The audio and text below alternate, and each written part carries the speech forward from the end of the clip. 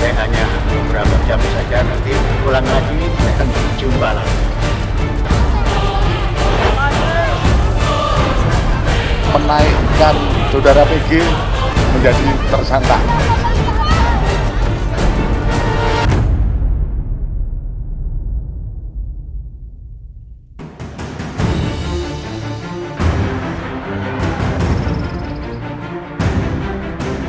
Pagi ini saya mau ke Jakarta.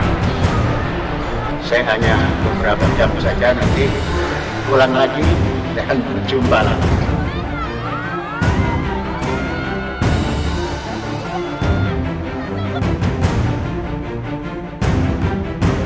Selasa siang 1 Agustus 2023, pimpinan Pondok Pesantren Al Zaitun Panji Gumilang melangkah ke gedung Bareskrim Mabes Polri.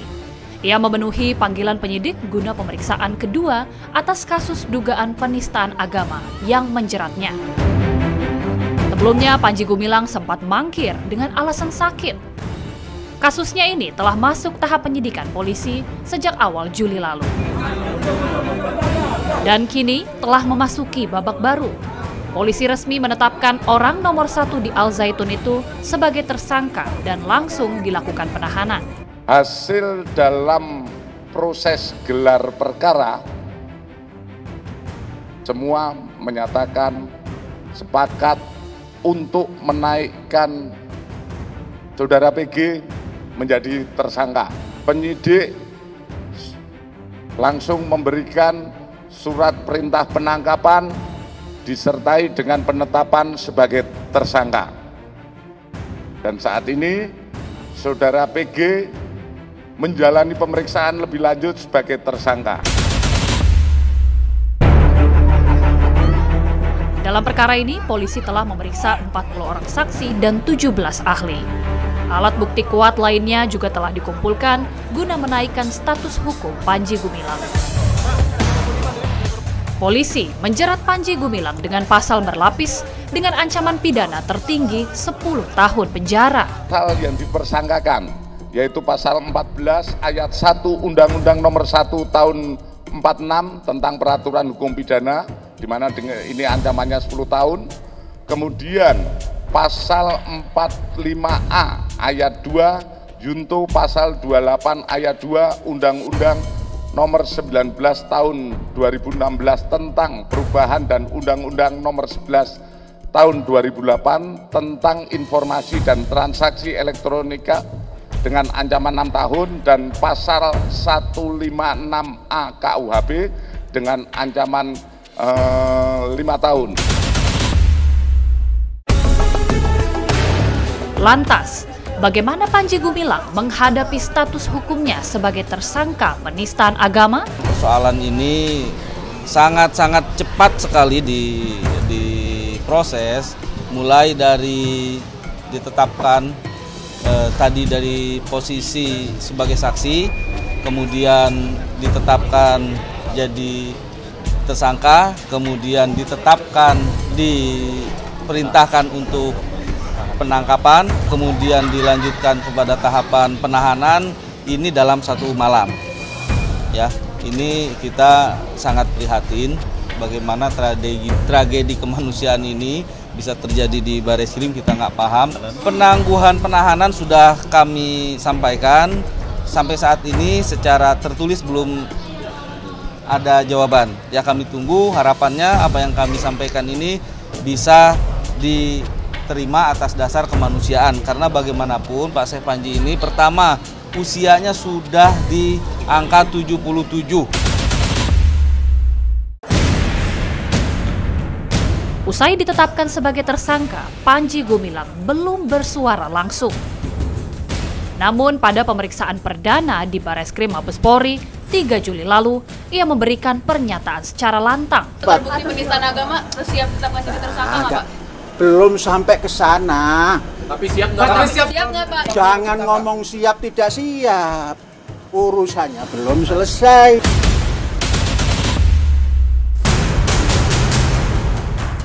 Kasus dugaan penistaan agama yang menjerat Panji Gumilang itu dilaporkan oleh Forum Advokat Pembela Pancasila ke Bareskrim Mabes Polri pada 24 Juni lalu. Dan kurang dari 2 bulan, polisi menetapkan terlapornya yakni Panji Gumilang sebagai tersangka. Catatan hukum yang kelam bagi pria yang telah menginjak usia 77 tahun itu pun bertambah panjang.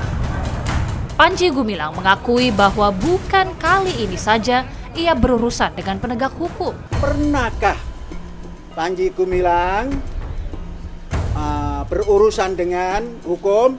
Dijawab pernah. Apa yang ketiga? Apakah ada ketetapan hukum? Pernah ada. Ini malah nambah ini ya. Berapa itu ketetapan hukumnya? Saya pernah dihukum 10 bulan.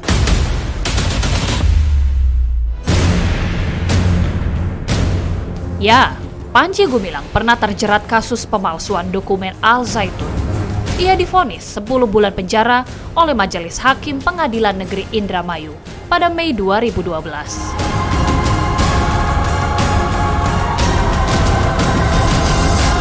Diambillah Panji Gumilang itu untuk mendirikan negara Islam Indonesia. Itu operasi intelijen. Negara Islam Indonesia Komandemen 9.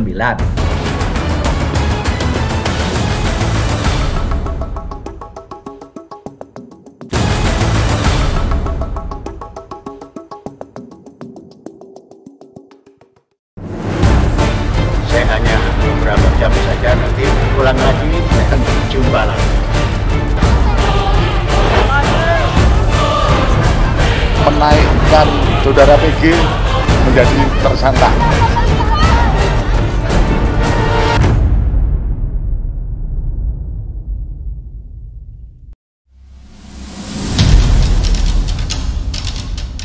Sorotan masyarakat pada Pondok Pesantren Al Zaitun tak lepas dari sosok pemimpinnya Panji Gumilang.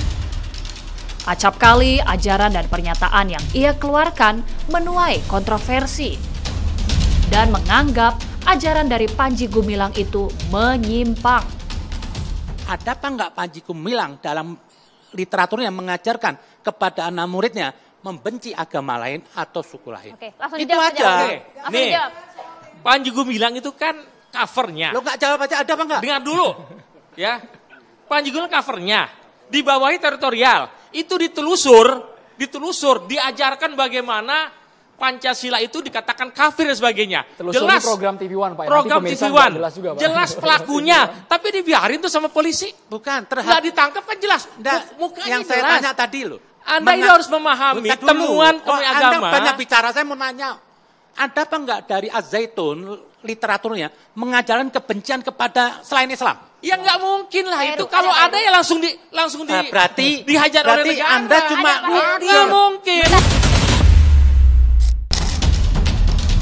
Awalnya, polemik Al Zaitun mencuat pada bulan April lalu, yakni viralnya video sholat Hari Raya Idul Fitri di Al Zaitun yang menggabungkan antara jemaah laki-laki dan perempuan dalam satu syaf. Sontak saja, video itu pun membuat warganet geram. Tak berselang lama, muncul lagi gaduh karena beredarnya video salam Yahudi yang dilantunkan oleh Panji Gumilang pada gelaran acara di Al Zaitun. Avenu shalom alehem, avenu shalom alehem, avenu shalom alehem, avenu shalom shalom shalom alehem, avenu shalom. Tampak pula dalam video tersebut Luki Hakim yang ikut mengucapkan salam Yahudi itu. Luki Hakim pun menjelaskan bahwa video itu diambil saat dirinya masih menjabat sebagai Wakil Bupati Indramayu. Pada saat proses salam itu kan kita sedang di depan audiens ribuan orang, mungkin dari sekitar 5.000 atau 6.000 orang, dan saya duduk sebagai tamu undangan. Itu adalah ketika Pak Panji itu mengajarkan sesuatu yang bukan assalamualaikum saja. Di situ saya baru menyadari sebenarnya ada sesuatu yang janggal dan berbeda. Tapi karena keterbatasan keilmuan saya dan memang momentum pada saat itu, saya tetap mencoba melihat dan mendengar apa yang terjadi, dan Pak Panji ya mengajarkan itu yang seperti kita tahu ke semua itu tentang salam yang sekarang saya tahu itu salam Yahudi.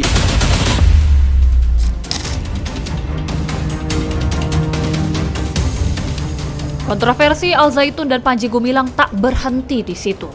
Di dunia maya, Panji juga membuat pernyataan lainnya yang menggegerkan, yaitu tentang masjid sebagai tempat orang putus asa, sekaligus bukan peradaban. Saya ketika itu menyimpulkan, oh masjid itu adanya di Vatikan sana.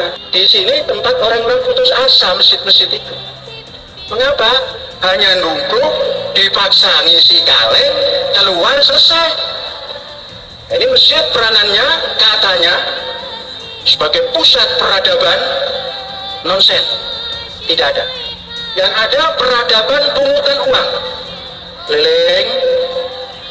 Kalau itu peradaban, memalukan.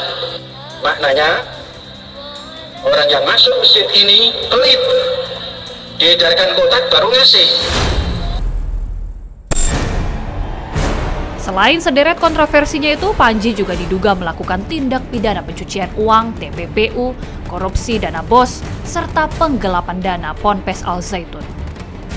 Karena itu, ratusan rekening milik Panji serta keluarganya pun diblokir oleh Pusat Pelaporan dan Analisis Transaksi Keuangan (PPATK). Panji Gumilang pun punya jawaban sendiri atas semua tudingan itu. Lah ini dana pendidikan, bukan dapat korupsi. Apa yang dikorupsi? APBN juga nggak masuk kecuali BOS. Terlalu kecil kalau mengkorupsi dana BOS. 2,5% saja dari anggaran, kok ratus-ratus ya, rekening saya itu kok ratus-ratus, padahal satu pun saya nggak memegang rekening. Apalagi itu yang namanya klik terus keluar uang, itu apa itu? ATM, sampai nggak kenal namanya juga. Nama Panji Gumilang juga disebut-sebut ada kaitan dengan Negara Islam Indonesia (NII). Seperti yang diungkapkan oleh Menko Polhukam Mahfud MD beberapa waktu lalu. Kepada saya dulu, ini sebenarnya memang diambil dari gerakan bawah tanah namanya Negara Islam Indonesia. Itu dulu ada gerakan gencar dan luas, uangnya banyak beredar. Maka diambillah Panji Gumilang itu untuk mendirikan Negara Islam Indonesia. Itu operasi intelijen. Negara Islam Indonesia Komandemen 9. Nah, Komandemen 9 itu maksudnya agar di antara NII dan NII itu saling berlawanan sendiri. Tapi kemudian Panji Gumilang ini yang mengendalikan ini lalu bergerak sendiri. Menjadikan Al Zaitun itu sebagai tameng dan tidak lagi bergerak di dalam gerakan untuk mendirikan Negara Islam Indonesia. Panji Gumilangnya, gerakan bawah tanahnya mungkin masih ada. Berdirinya Al Zaitun di wilayah Indramayu, untungnya apa untuk masyarakat sekitar?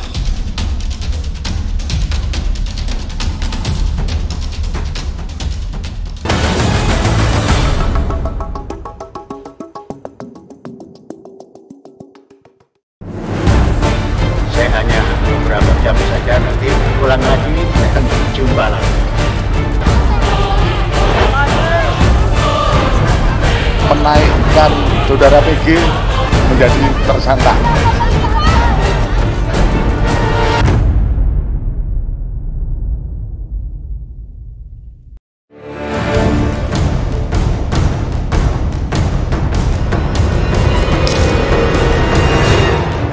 Berbulan-bulan, Pondok Pesantren Al Zaitun dan pemimpinnya, yakni Panji Gumilang, menjadi sorotan karena sederet kontroversi.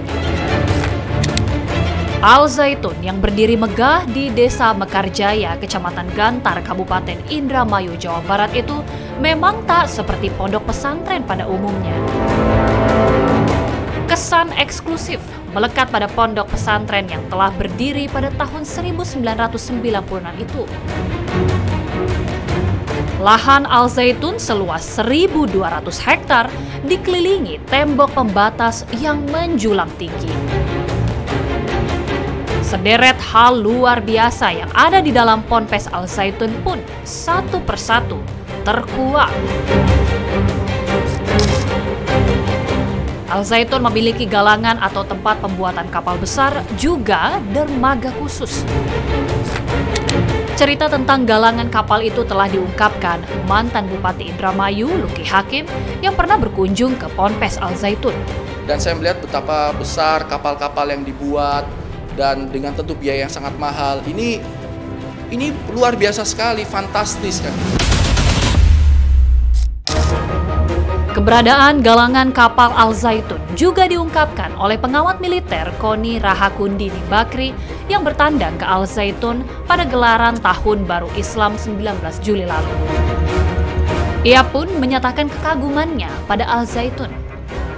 Apa yang saya ingin lihat adalah tadi, ternyata betul beliau sedang membuat kapal dan itu sangat serius, galangannya juga sangat serius. Saya tuh melihat kapal itu bukan cuma satu, tetapi dua. Yang satu panjangnya masih sekitar 30-an sekian, yang kedua sudah hampir 60, 58 ya kalau nggak salah. Menurut saya ini adalah potensi yang harus dibangun oleh bangsa ini kalau betul membangun sebuah kekuatan maritim. Dan kenapa saya apresiasi Al Zaitun? Karena menurut saya sebagai lembaga institusi pendidikan ini mesti diapresiasi. Why? Saya tanya sama Pak Panji, Pak, ini yang bikin kapal ini siapa yang desain? Yang bikin semua sampai merakit dan lain-lain. Semua murni Al Zaitun. Namun, pemerintah Kabupaten Indramayu bersikap lain. Pembuatan kapal-kapal oleh Al Zaitun itu dinilai bermasalah sehingga dilakukan penyegelan. Tindakan penyegelan juga dilakukan terhadap bisnis Al Zaitun lainnya yang dianggap menyalahi aturan. Kalau untuk yang galangan kapal udah dari bulan Oktober 2022 sebelum ada rame-ramenya masalah Al Zaitun ya. Terus ya gitu, setelah ini kita lihat loh kok kemarin ini ada yang masuk dari sebelahnya. Terus kita cek juga ternyata di penggergajian ini masuk dari situ. Pas kita cek dalam izin berusahanya mikro 50 juta. Jadi akhirnya kita tutup kembali bahwa tidak sesuai dengan peruntukannya lah seperti itu. Berarti ada berapa jumlah Bu aset yang untuk saat ini sih baru 2 itu ya. 2 aja. Yang tidak berizin itu ya? Ya tidak berizin. Yang lain-lainnya? Yang belum lengkap perizinannya seperti itu. Untuk pengawasan sendiri gimana Bu? Untuk pengawasan sih untuk di kecamatan kita semuanya melibatkan ya. Tapi kemarin sempat kita ya ibarat kata kecolongan lah seperti itu. Kita tutup depannya ternyata ada yang melalui samping. Gurita bisnis Al Zaitun terbongkar lagi. Al Zaitun disebut-sebut juga memiliki ladang bisnis hotel yang berdiri di area Ponpes. Benarkah ada hotel di dalam Ponpes Al Zaitun? Sampai saat ini Wisma Al Islah yang dimiliki oleh Panji Gumilang belum menjadi anggota dari PRI Kabupaten Indramayu. Itu hotel atau apa sih kalau dari? Kalau melihat dari, karena saya pernah menginap di sana, itu setara dengan hotel bintang 3. Itu ada lebih dari 50 kamar di 3 lantai, 4 lantai gitu ya di Wisma Al Islah itu. Dengan itu harga berapa sih? Kisaran pada waktu itu sekitar 300 sampai 400 ribu. Pada waktu itu kita menginap di tahun 95 ya, 95 atau 96 saya menginap di sana. Namun isu santer soal hotel setara bintang 3 di dalam Ponpes Al Zaitun itu langsung dibantah Panji Gumilang. Sesungguhnya Al Zaitun tidak punya hotel. Hanya punya wisma tamu yang diperuntukkan untuk tamu Al Zaitun, untuk wali santri tatkala berkunjung dan ingin menginap. Dibuatkanlah wisma tamu. Tak dielakkan, kemegahan Al Zaitun mengundang decak kagum. Tak sedikit dari mereka yang pernah menjadi tamunya. Namun, bagi masyarakat sekitar, kemegahan Al Zaitun itu dinilai tak memberi manfaat untuk mereka. Berdirinya Al Zaitun di wilayah Indramayu, untungnya apa untuk masyarakat sekitar? Keuntungannya apa? Dan manfaatnya apa? Makanya saya melihat di media sosial, saya paling geram ketika ada pembela Mahat Al Zaitun yang mengatakan siap pasang badan lah, inilah itulah. Saya geram. Masalahnya beliau-beliau itu kan posisinya nggak berdekatan dengan Al Zaitun. Sedangkan beliau itu kan hanya melihat secara gedung, tempat. Kalau kita kan di sini berdekatan.